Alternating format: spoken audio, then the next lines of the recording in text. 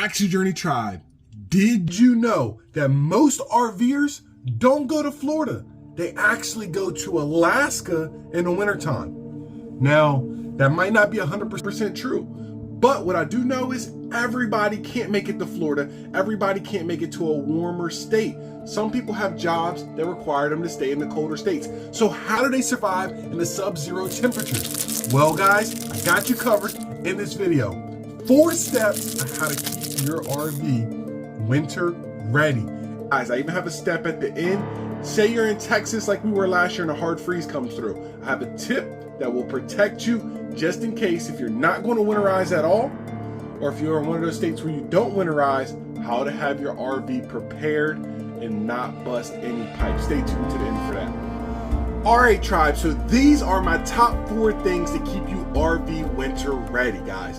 Number 1, you want to make sure you have some insulation. What am I talking about? Not just a 4-season package that you bought, that will help, but you want to have windows with heavy drapes on there, or at least some reflective or Reflectix tape or vinyl on there, guys. You can even buy those little car things that protect, from the sun. You can put those in the windows to keep the heat in and keep that cold air out. Trust me, cheap solution. Put them up there, pull your blinds down. You will be nice and cozy, or at least it will help you. You also, under insulation, you want to have some type of barrier on your floor. Heavier rugs that you pull out. Some type of barrier to put on top. Bigger rugs, thicker rugs, they will help. It's better than having nothing on your RV floors. Those are so thin and a lot of air comes in through all types of areas in these RVs. So a barrier on the floor, heavy drapes, insulation. What else? Also, you want to have insulation in those skylights, guys. You know how they love to throw a skylight for air vent or airflow in the bedrooms, in the main area, in the bathroom.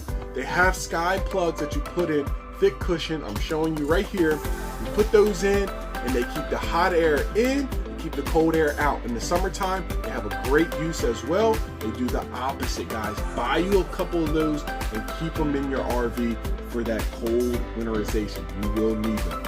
Now, tip number 2, you want to make sure you have some type of skirt under the bottom of your RV. Now, you might think like, okay, well, that looks like a trailer. That's exactly what you're in. If you go to a mobile park, they always come with about a skirt underneath. That keeps that airflow from going underneath and freezing those pipes, guys. RVs are very susceptible to cold air and freezing because a lot of them, their pipes are right there under a little thin mat. Go look under your RV. So you want to keep a skirt. To add to that skirt, guys, you want to put maybe hay bales behind it and then put like a plastic barrier around it. I've seen people go around, they kind of secure it so it doesn't blow away.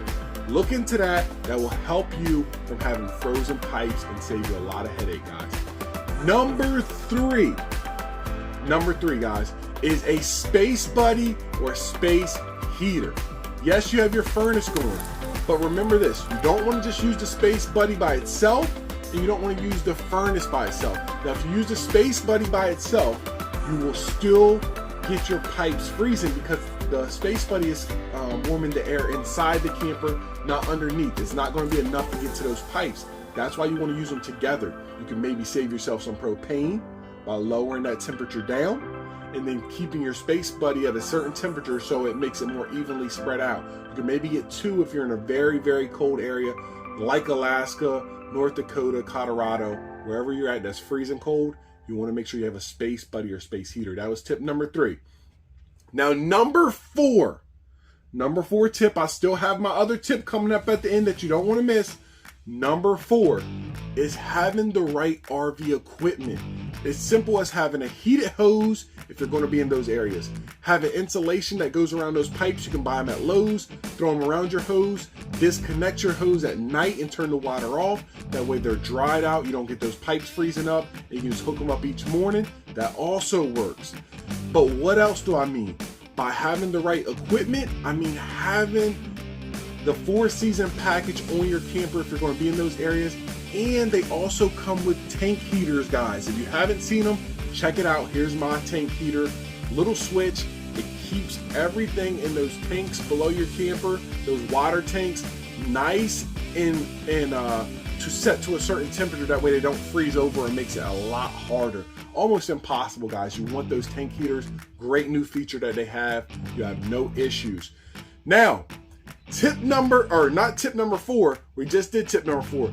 Now, the RV hack, guys. If you're in one of those warmer climates, Texas, Florida, Southern California, where it doesn't quite turn into winter, then you want to pay attention. Now, what you do here is, if you get word that there's a hard freeze coming through like it did in Texas last year, out of nowhere, winter's coming.